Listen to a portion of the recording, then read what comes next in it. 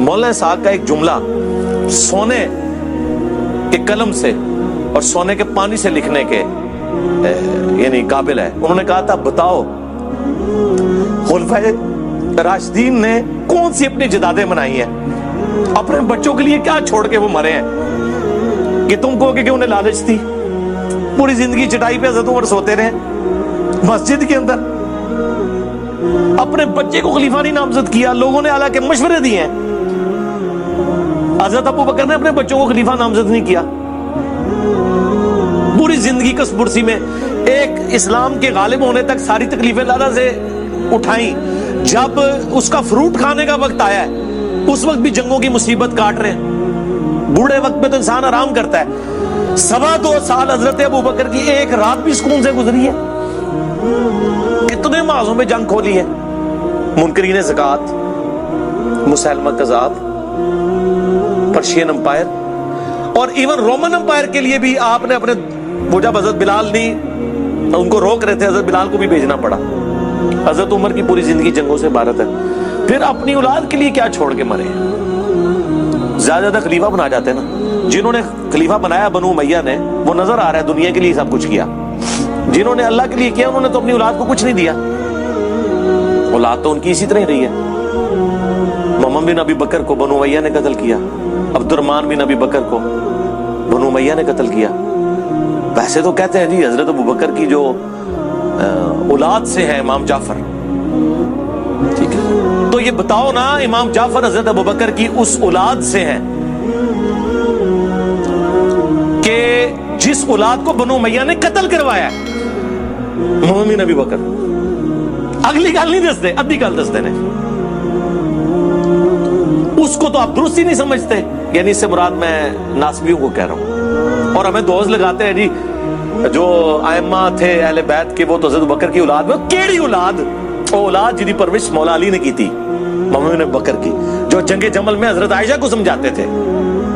اور جب حضرت عائشہ کا اونٹ گرا اس محمد بن ابی بکر کے ساتھ حضرت علی نے حضرت عائشہ کو احترام کے ساتھ گھر روانہ کیا. جو مسند احمد میں حدیث ہے کہ ایک وقت آئے گا تیرا عائشہ سے جھگڑا ہوگا. حضرت علی نے کہا میں بڑا بدبخت ہوں گا, تو فرمایا تم نے ایسا کرنا ہے عائشہ کو اس کے گھر تک پہنچا دینا ہے, اور پہنچایا. ٹھیک ہے, تو یہ چھوڑ دیں. مقدمے میں کبھی بھی کوئی جیت نہیں سکتا. پک اینڈ چوز آپ کریں گے تو وہ فٹ ہی نہیں بیٹھے گا. یہ اسی طرح ان کو تو چھوڑ دیں, تو بڑی ہستیاں تھیں. میں اپنے بارے میں دیکھتا ہوں کہ میرے بارے میں بلیم لگا رہے ہیں کہ جناب یہود و نصارہ سے فنڈنگ آ رہی ہے. آپ کیا سمجھتے ہیں یہ جب بکواس کر رہے ہوتے ہیں تو اس سے میرے کوئی ارادہ متزلزل ہوتا ہے؟ میرے تو ایمان میں اور اضافہ ہوتا ہے کہ یا اللہ میں واقعی ٹھیک ہوں, مجھے تو پتہ ہے مجھے فنڈنگ نہیں آ رہی.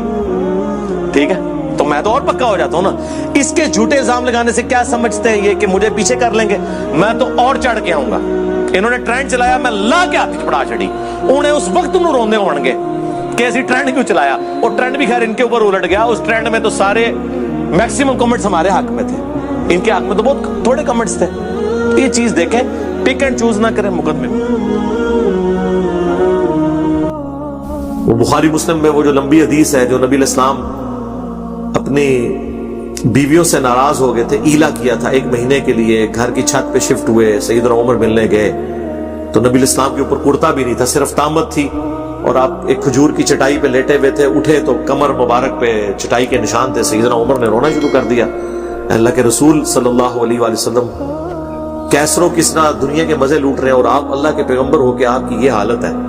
تو آپ نے فرمایا اے عمر, لگتا ہے کہ دنیا کی حقیقت ابھی بھی تجھ پہ نہیں کھلی. کیا تو اس پہ راضی نہیں ہے کہ کیسر و کسرا یعنی رومنز اور پرشینز کے جو حاکم ہیں, بادشاہ ہیں, وہ دنیا کے مزے لوٹے اور ہم آخرت کی سعادت.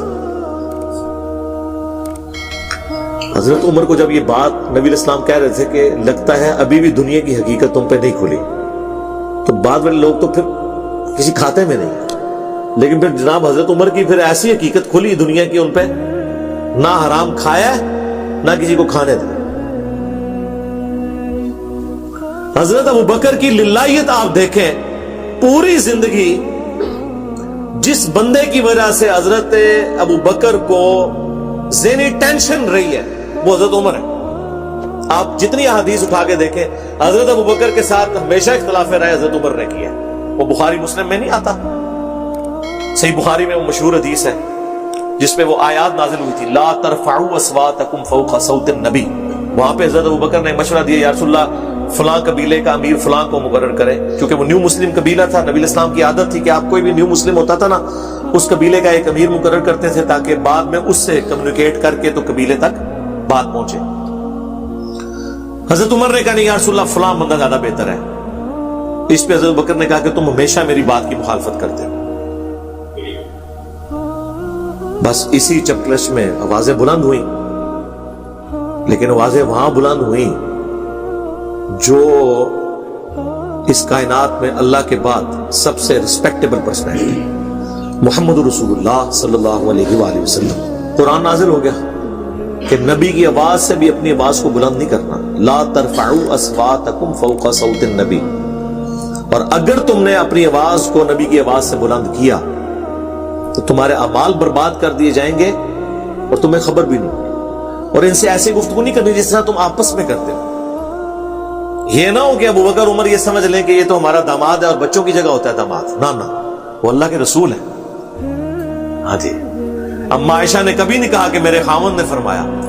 کیا کہا؟ قال رسول اللہ. سیدہ فاطمہ نے یہ نہیں کہا کہ میرے ابا جی فرماتے تھے، نہیں، قال رسول اللہ صلی اللہ علیہ وآلہ وسلم. سیدنا علی نے نہیں کہا کہ میرے چچا زاد بھائی کا بیان ہے، نہ، قال رسول اللہ صلی اللہ علیہ وآلہ وسلم. بخاری کے الفاظ ہیں، عبداللہ ابن زبیر کہتے ہیں کہ جب یہ آیات نازل ہوئیں تو حضرت عمر حضور سے اتنی آہستہ آواز میں گفتگو کرتے تھے کہ حضور کو سنائی نہیں دیتی تھی. آپ کہتے تھے عمر تھوڑا اونچا بولو مجھے آواز نہیں آ رہی. اتنا ڈر گئے. پھر اللہ نے ساتھ ہی ڈگری دے دی، ان الذین یغضون اصواتهم عند رسول اللہ. بے شک جو لوگ اپنی آوازوں کو دھیما رکھتے ہیں اللہ کے نبی کے حضور، وہی لوگ ہیں جن کے دلوں کو اللہ نے تقوی کے لیے چن لیا ہے. ان کے لیے مغفرت ہے، اجر عظیم ہے. یہ وہ آیات ہیں جو روزہ شریف پہ آج بھی لکھی ہیں. بلکہ ابھی یہ جو سعودی حکومت نے دوبارہ رینوویٹ کروایا نا، یہ ساری آیات نا روزہ شریف کی جالیوں کے اوپر انہوں نے ساری ترتیب سے لکھ دی کہ قبر رسول پہ بھی کوئی شخص اپنی آواز کو بلند نہیں کرے گا. تو وہ بات کہاں سے کہاں شروع ہوئی تھی؟ نبی الاسلام کی یہ رسپیکٹ ہے. تو میں وہ بات اس سے شروع کی تھی کہ اتنا کنفلکٹ اپنے دور خلافت میں بھی حضرت عمر ہر جگہ حضرت ابوبکر کے ساتھ اختلاف رائے رکھتے تھے. خالد ابن ولید کے مسئلے پہ بھی کہ یہ اپنی مرضی کرتا ہے، خلیفہ کو نہیں پوچھتا. اور پھر کہتے تھے کہ اگر میں آپ کی جگہ ہوا نا، سب سے پہلے میں اس کو ہٹاؤں گا، چھوڑوں گا نہیں. پھر ہٹا بھی دیا. اور دوسری طرف حضرت ابوبکر کیا کہتے تھے کہ ماؤں نے کوئی شیر پیدا ہی نہیں کیا جو خالد بن ولید جیسا ہو، وہ لاڈلے. لیکن یہ سارے کنفلکٹس کے باوجود ہونا تو یہ چاہیے تھا کہ جب حضرت ابوبکر پہ بیماری آئی تو کسی اور بندے کو تو خلیفہ نامزد کرتے، عمر کو نہ بناتے. ایک بندے کو یار ایک نیگیٹو سائیکالوجی ڈیولپ ہو جاتی ہے کہ تو ہر مسئلے میں میرا اختلاف کیتا ہے، ہوں میری واری آئی ہے نا تو میں اپنی مرضی کا بندہ نامینیٹ کراں گا. سارے صحابہ سے مشورہ کیا، حضرت عمر سے نہیں کیا. اور اینڈ پہ کہا کہ میں عمر کو نامینیٹ کرتا ہوں. قبول ہے.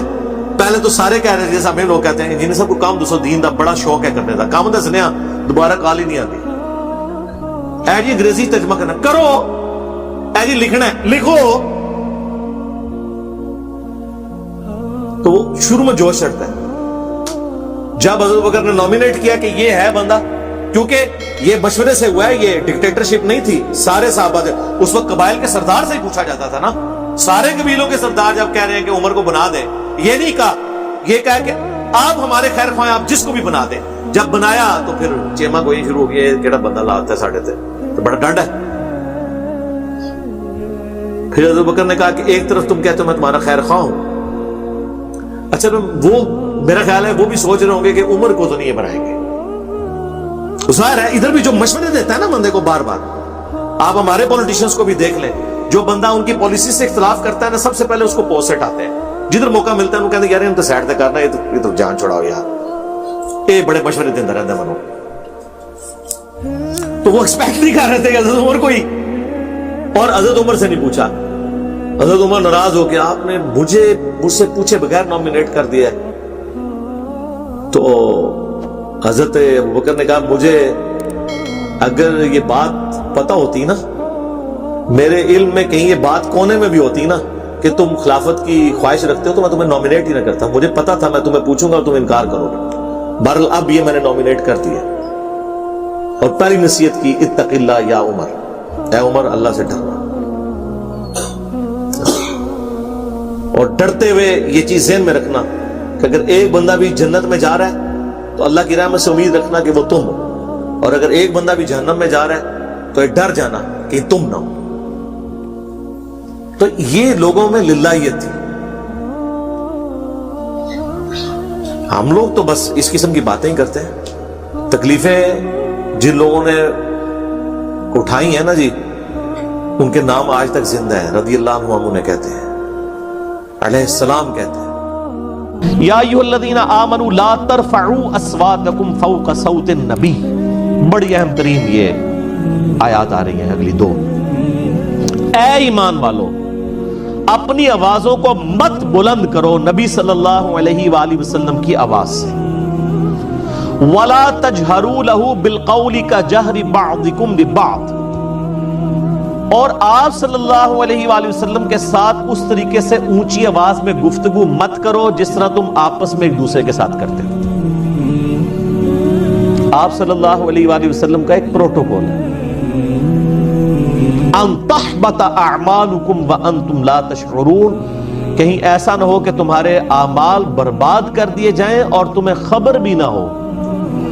نبی علیہ السلام کی موجودگی میں آواز بلند کرنا یہ اتنا بڑا جرم اور گناہ ہے کہ اعمال بھی اکارت ہو جائیں گے اور تمہیں یہ پتہ بھی نہیں چلے گا کہ تمہارا بیڑا غرق ہو چکا ہے.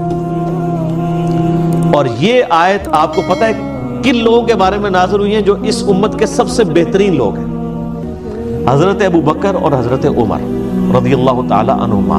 یہ ان کو اللہ تعالیٰ نے دھمکی لگائی تھی. تو سر ہم اور آپ کس کھیت کی مولی ہیں سر؟ اس کے کانٹیکسٹ میں صحیح بخاری میں امام بخاری ایک حدیث لے کے آئے ہیں. اسی چیپٹر کی انہوں نے ہیڈنگ بنائی ہے, کتاب التفسیر چیپٹر میں صحیح بخاری میں, اور ایک حدیث لے کے آئے ہیں. اور حدیث کے الفاظ ہی بہت رقت انگیز ہیں. عبداللہ ابن ابی ملیکہ تابعی کہتے ہیں قریب تھا کہ اس مخلوق کے دو بہترین افراد تباہ و برباد ہو جاتے, یعنی ابو بکر اور عمر. وہ تباہی کے دہانے پر پہنچ گئے تھے جب انہوں نے رسول اللہ کے حضور آپس میں گفتگو کرتے ہوئے اپنی آوازوں کو بلند کیا. رسول اللہ کے ساتھ بدتمیزی نہیں کی سر, پوائنٹ ٹو بی نوٹڈ. آپس میں گفتگو کر رہے تھے نبی علیہ السلام کی موجودگی میں. اور پھر امام بخاری نقل کیا کہ بنو تمیم کا ایک وفد آیا تھا, تو نبی علیہ السلام کی عادت تھی جب بھی کوئی قبیلہ اسلام قبول کرتا تھا نا تو اس قبیلے کا کوئی نہ کوئی امیر مقرر کر دیتے تھے تاکہ بعد میں کمیونیکیشن صرف امیر کے ساتھ, قبیلے کے سردار کے ساتھ ہو. تو حضرت عمر کا مشورہ تھا کہ ایک شخص تھا اقرا, اس کو امیر مقرر کیا. تو حضرت ابو بکر نے کہا کہ نہیں, یہ شخص اتنا مناسب نہیں ہے. یہ جو دوسرا شخص ہے نا قعقاع بن عمر التمیمی, یہ بہت بہادر تھا, جس کے بارے میں حضرت ابو بکر کہا کرتے تھے نا یہ 1000 بندوں پہ بھاری ہے. اسی کو خالد بن ولید کے ساتھ جنگ یرموک کے لیے بھیجا تھا, اور قادسیہ کے لیے بھی بعد میں. قعقاع بن عمر التمیمی. تو حضرت ابو بکر کا مشورہ تھا قعقاع کو جو ہے نا یہ امیر مقرر کیا جائے. تو حضرت عمر نے کہا کہ ابو بکر آپ ہر مسئلے میں نا یعنی میرے ساتھ اختلاف کرتے ہیں, میرا مشورہ جو ہے زیادہ مناسب ہے. بس آپس میں تلخ کلامی ہو گئی. نبی علیہ السلام بیٹھے ہوئے تھے, آیات نازل ہو گئی کہ نبی کی موجودگی میں آواز بھی بلند کی نا تو بیڑا غرق ہو جائے گا. اچھا, حضور کے ساتھ کوئی بدتمیزی نہیں کی آپ کی موجودگی میں. یہ آیات نازل ہوئی تو اس حدیث کے الفاظ ہیں کہ حضرت عبداللہ ابن زبیر کہتے ہیں یہ آیات جب نازل ہوئی تو حضرت ابو بکر, حضرت عمر جو ہے نا یہ تو نبی علیہ السلام کے سامنے اتنی پست آواز میں بولنا شروع کر دیا کہ آپ کو بات سنائی بھی نہیں دیتی تھی. سرگوشی میں بات کرنی شروع کر دی. ڈر گئے سر, ایمان والے ڈر جاتے ہیں نا. حضور کے ساتھ جب بات کرتے تھے تو سرگوشی میں, اور حضور سے ہم کہتے تھے اونچا بولو مجھے سمجھ نہیں آ رہی. یہ بخاری کے الفاظ ہیں. اتنا ڈر گئے. جب حضرت ابو بکر و عمر نے نبی علیہ السلام کے بارے میں اتنی احتیاط شروع کر دی نا تو پھر اگلی آیات بھی نازل ہو گئی. ان الذین یغضون اصواتهم عند رسول اللہ, بے شک وہ لوگ جو اپنی آوازوں کو دھیما رکھتے ہیں رسول اللہ کی بارگاہ میں. اولئک الذین امتحن اللہ قلوبہم للتقوی، یہی وہ لوگ ہیں جن کے دلوں کو اللہ نے پرہیزگاری کے لیے چن لیا ہے. لہم مغفرۃ و اجر عظیم، ان کے لیے مغفرت بھی ہے اور بہت بڑا اجر ہے. جو نبی علیہ السلام کا ادب کرنے والے لوگ ہیں، یعنی پرہیزگاری کا کرائٹیریا ہے تعظیم رسول صلی اللہ علیہ وآلہ وسلم. اسی کے تحت بخاری میں ایک اور حدیث ہے، ایک صحابی کی نیچرلی آواز اونچی تھی. جب یہ آیات نازل ہوئی نا، انہوں نے مسجد میں آنے چھوڑ دیا، سر گھر بیٹھ گئے. نبی علیہ السلام نے پوچھا 3-4 دن ہوئے وہ بندہ نظر نہیں آ رہا، پتہ کرو بیمار ہے کیا ہے.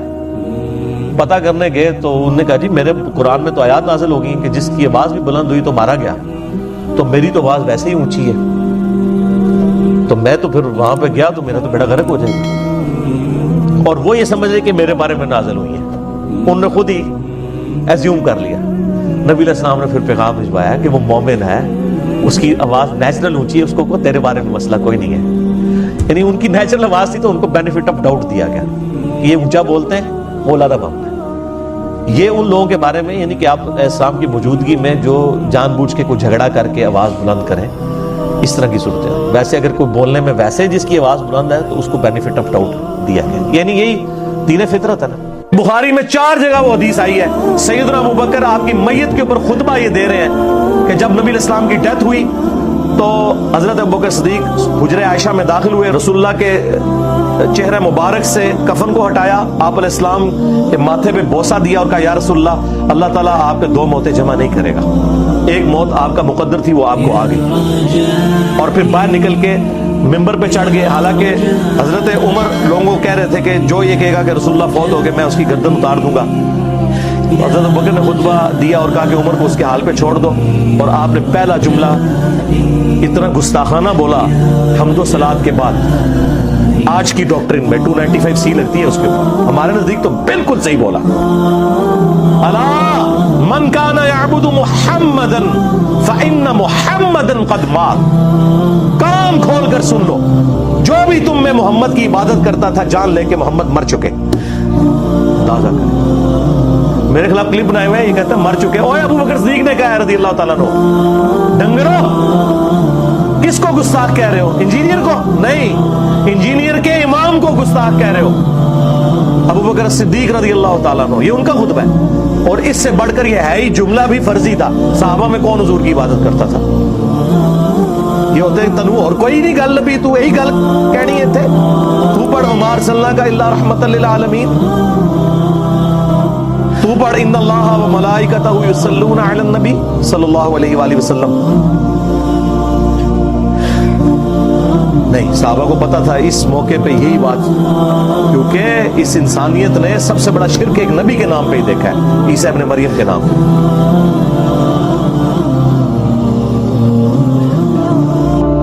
تم میں جو بھی محمد کی عبادت کرتا تھا جان لے کہ محمد مر چکے. ومن کان یعبد اللہ فإن اللہ حی لا يموت. اور جو کوئی اللہ کی عبادت کرتا تھا وہ جان لے کہ اللہ زندہ ہے، اسے کبھی موت نہیں آئے گی. یہ سنایا گیا. اور پھر حضرت ابوبکر نے اپنے اس جملے کی تائید میں قرآن کی آیت پیش کی. پہلے جو کچھ بولا وہ نہ آیت تھی نہ حدیث تھی، ان کا ذاتی فتویٰ تھا، لیکن انہوں نے ڈیڈکٹ کیا قرآن کی آیت سے. ہو سکتا ہے اتنے کوئی کھلوئی نہ جائے جی قرآن حدیث تو ثابت کرو، تو حضرت ابوبکر نے خود ہی ثابت کر دیا. آپ نے سورہ آل عمران کی آیت نمبر 144 پڑھی، وما محمد الا رسول قد خلت من قبلہ الرسل افإن مات او قتل. محمد تو نہیں مگر ایک رسول، اس سے پہلے بھی کئی رسول گزرے، اگر یہ مر جائیں یا قتل کر دیے جائیں اور پاکستان میں وصال فرما جائیں یا شہید ہو جائیں. پاکستان میں تو یہ ترجمہ کرنا پڑتا ہے. تو کیا تم دین سے الٹے قدم پھر رہے ہو؟ یعنی تم نے کوئی نبی پہ احسان کیا ہے ایمان قبول کر کے، اپنے اوپر احسان کیا ہے. پھر دوسری آیت پڑھی سورہ الزمر کی آیت نمبر 30، انک میت و انہم میتون. بے شک اے نبی تمہیں بھی مرنا ہے، تمہارے مخالفین کو بھی مرنا ہے، اور پھر اللہ کے حضور پیش ہونا ہے.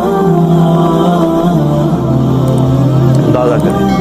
اور المستدرک للحاکم میں حدیث میں ایک تیسری آیت بھی پڑھی سورۃ الانبیاء سے، اس میں بھی اس بات کا ذکر موجود تھا کہ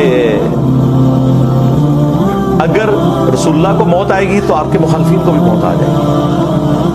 اندازہ کریں کہ صحابہ کرام قرآن کی آیات میں سے ڈھونڈ ڈھونڈ کے کتنی گستاخیاں تلاش کرتے تھے، نعوذ باللہ۔ یہ تو یہی کہتے ہیں نا، آپ بریلویت کے کلچر کو سمجھتے ہیں، تو میں خود بھی بریلوی رہا ہوں، مجھے پتہ ہے۔ اور اما عائشہ دیکھیں، وہ کہہ رہی ہیں اگر یہ ڈر نہ ہوتا کہ لوگ سجدے شروع کر دیں گے، ہم رسول اللہ کی قبر مبارک کو زیارت کے لیے اوپن چھوڑ دیں۔ بھائیو، یہ یقین کریں مجھے یہ باتیں کرتے ہوئے بھی شرم آ رہی ہے کہ ہمارے علماء اور ذاکرین نے کس درجے تک احادیث کی کتابوں میں خیانت کی ہے، سنیوں نے بھی اور شیعوں نے بھی۔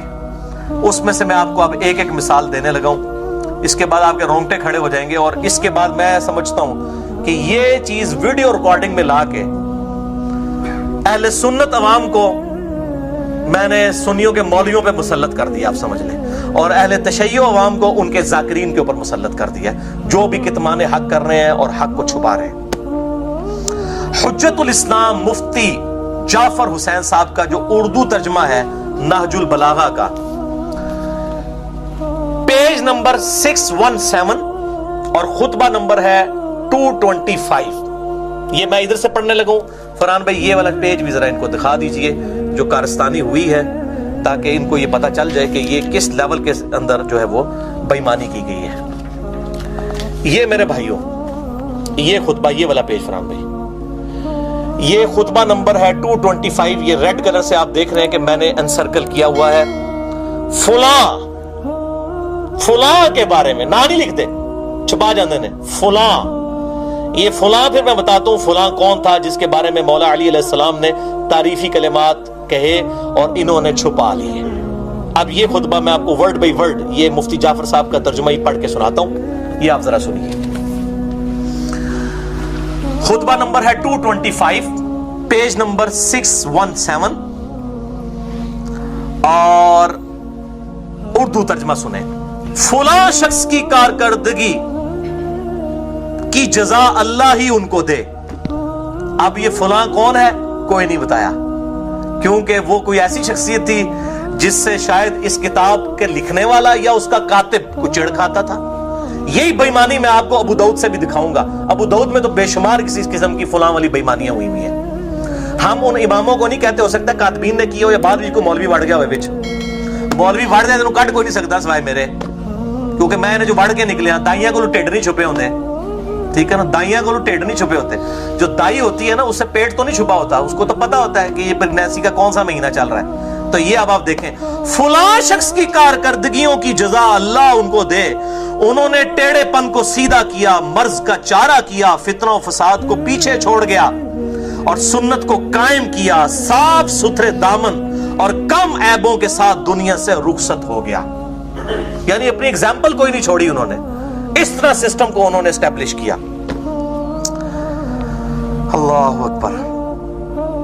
دنیا کی بھلائیوں کو پا لیا اور اس کی شر انگیزیوں سے آگے بڑھ گئے، اللہ کی اطاعت بھی کی اور اس کا پورا پورا خوف بھی رکھا، خود تو چلے گئے اور لوگوں کو ایسے متفرق راستوں پر چھوڑ گئے جن میں گم کردہ راہ راستہ نہیں پا سکتا۔ یعنی وہ خود تو ہستی چلی گئی، لیکن پیچھے اب ایسا معاملہ ہے کہ اس کے لیول کا کوئی بندہ نہیں ہے اور ہدایت یافتہ یقین تک نہیں پہنچ سکتا۔ یہ فلاں کون ہے جس کے لیے اتنے تعریفی کلمات؟ سیدنا عمر ابن خطاب رضی اللہ تعالیٰ عنہ وعلیہ السلام، اور میں یہ ثابت کرتا ہوں اسی میں سے۔ اور آپ حیران ہوں گے کہ سیم خطبہ بخاری اور مسلم میں بھی موجود ہے۔ میں نے 72 احادیث والا جو واقعہ کربلا کا پس منظر ہے، اس میں یہ خطبہ ڈالا بھی ہوا ہے۔ آپ صلی اللہ علیہ وآلہ وسلم کے اس صحابی کی شان میں صحیح بخاری 3677، صحیح مسلم 6187 اور میرے ریسرچ پیپر پہ 4 نمبر، کہ سیدنا عمر کی میت رکھی ہوئی تھی اور وہاں پر عبداللہ ابن عباس کہتے ہیں ایک شخص پیچھے آیا اور اس نے وہ تعریفی کلمات کہے حضرت عمر کے لیے، اور اینڈ پہ کہتے ہیں جب میں نے مڑ کے دیکھا تھا وہ مولا علی تھے جو حضرت عمر کے لیے کلمات کہہ رہے تھے۔ اب وہ کلمات ایسے ہیں اور میری تو پھر حالت غیر ہو جاتی ہے، میں پھر اور طرف چل پڑوں گا، اس لیے میں اس کو چھوڑ رہا ہوں۔ میں نے اس خطبے کو سیدنا عمر کی شان میں جو مسئلہ 65 دیا ہے اس کے اندر اس خطبے کو بیان بھی کیا ہے۔ میں اس لیے بتا رہا ہوں کہ نہج البلاغہ میں جو الفاظ موجود ہیں یہ صحیح بخاری کے اندر بھی موجود ہیں، اور یہ جو انہوں نے کہا نا کہ وہ خود تو چلا گیا، جب تک وہ تھا معاملات جڑے ہوئے تھے، اب متفرق ہو گئے ہیں، یہ سیم الفاظ آپ صلی اللہ علیہ وسلم کے بھی ہیں۔ سیدنا عمر رضی اللہ تعالیٰ کے بارے میں بخاری اور مسلم دونوں میں، جو میرے ریسرچ پیپر پہ 5 نمبر ہے، صحیح بخاری میں 7096، صحیح مسلم میں 7268، آپ صلی اللہ علیہ وسلم نے فرمایا میری امت اور فتنوں کے درمیان ایک دروازہ ہے، جب اس دروازے کو توڑ دیا جائے گا میری امت پہ وہ فتنے ٹوٹ پڑیں گے جن کا وعدہ کیا گیا ہے، اور وہ دروازہ عمر ابن خطاب ہے۔ ابو بکر اور عمر کی خلافت محفوظہ ہے، سیدنا عثمان و علی کی خلافت ہے خلافت راشدہ ہے، لیکن خلافت مفتونہ ہے، فتنوں والی ہے۔ سیدنا عمر کی شہادت بیسیکلی اسلام کی پیٹھ میں وہ چھرا تھا جو گھونپا گیا، اور مولا علی بھی یہاں پہ کہہ رہے ہیں کہ ایسے متفرق راستوں میں چھوڑ گئے کہ جن میں گم کردہ راہ راستہ نہیں پا سکتا اور ہدایت یافتہ یقین تک نہیں پہنچ سکتا۔ وہ کہتے ہیں جو راہ کی تلاش میں وہ راہ نہیں پا سکنا، اور جو ہدایت یافتہ ہے اس کو بھی یقین نہیں آ رہا کہ اب اس معاملے کو کس طرح ٹیکل کیا جائے۔ وہی حضرت عثمان کے دور میں پھر ہوا۔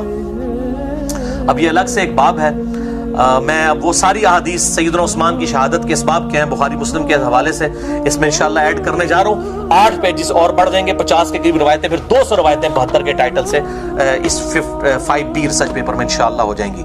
اب یہ جو فلاں شخص یہ لکھا نا فلاں نہج البلاغہ، میرے بھائیوں نہج البلاغہ کی سب سے اتھینٹک شرح، جیسا کہ صحیح بخاری کی سب سے اتھینٹک شرح لکھی گئی ہے فتح الباری امام ابن حجر اسقلانی المتوفا 852 ہجری، نہج البلاغہ کی سب سے اتھینٹک شرح اہل سنت اہل تشیع دونوں کے ہاں، کیونکہ ایک نیوٹرل بندے نے لکھی تھی، وہ معتزلی عالم دین تھے، اور ان کا نام ہے امام ابو حامد عبد الحمید ابن ابی الحدید المتوفا 655 ہجری۔ ان کو شیعہ اور سنی دونوں ہی قدر کی نگاہ سے دیکھتے ہیں، کیونکہ نیوٹرل سے نا، سنی کے ہوتے تو شیعہ کہتے ہیں ایسی، شیعہ کے ہوتے تو سنی کہتے ہیں، تو یہ نیوٹرل بندہ تھا، اس نے بھی شرح لکھی ہے نہج البلاغہ کی، اور سب سے عرب اور عجم میں یہ سب سے زیادہ مشہور شرح ہے۔ مکتبۃ الشاملہ اہل تشیع کا بھی بنا ہے، عرب کے لوگوں نے یہ سنیوں کی کتابوں کا بھی بنایا اور شیعہ کے بھی، وہ میرے پاس ہے، اس میں بھی نہج البلاغہ کی ساری شروحات رکھی ہوئی ہیں، اور اس میں یہ جو شخص تھا نا جی، اس کا بڑا ذاتی شغف تھا نہج البلاغہ کے ساتھ۔ اس کے پاس امام رضی شریف المتوفا 406 ہجری، جنہوں نے نہج البلاغہ لکھی، مولا علی کے خطبات جمع کیے، ان کا قلمی نسخہ اس بندے کے پاس نہج البلاغہ کا تھا، ان کے ہاتھ کا لکھا ہوا، اور اس میں نا یہ فلاں جو ہے نا، فلاں کے ساتھ سٹیرک لگا کے، شاید انہوں نے تو اپنے عوام سے بچنے کے لیے تقیہ کیا ہو، سٹیرک لگا کے نا فٹ نوٹ میں انہوں نے لکھا تھا کہ فلاں سے مراد عمر ابن خطاب ہے رضی اللہ تعالیٰ عنہ علیہ السلام۔ یہ میں اپنی طرح سے نہیں بتا رہا، جس نے نہج البلاغہ لکھی اس کے قلمی نسخے میں یہ چیز موجود ہے، کہ اس نے یہ انصاف کیا کہ تقیہ کر لیا لیکن ساتھ فٹ نوٹ پہ یہ لکھ بھی دیا کہ عمر ابن خطاب ہے، تاکہ اپنی عوام سے جان چھڑائی جا سکے۔ کوئی اگر پوچھے یہ کیا لکھ دیا، وہ کہے گا یار میں فلاں ہی لکھا ہے، اور اگر کوئی میرے جیسا فلانا ٹینگا پہنچ گیا فلاں، تو انہوں کہے گا یار تک نہ تھلے فٹ نوٹ ہی لکھ بھی دیتا نا یار، میں کچھ چھپایا تھا نہیں، اٹھو مت بیٹھو پتہ ہی نہ چلے۔ تو یہ کام جو ہے وہ اس اعتبار سے، اگر آپ کو ہماری ویڈیو اچھی لگی ہو تو ہمارے چینل کو سبسکرائب ضرور کریں۔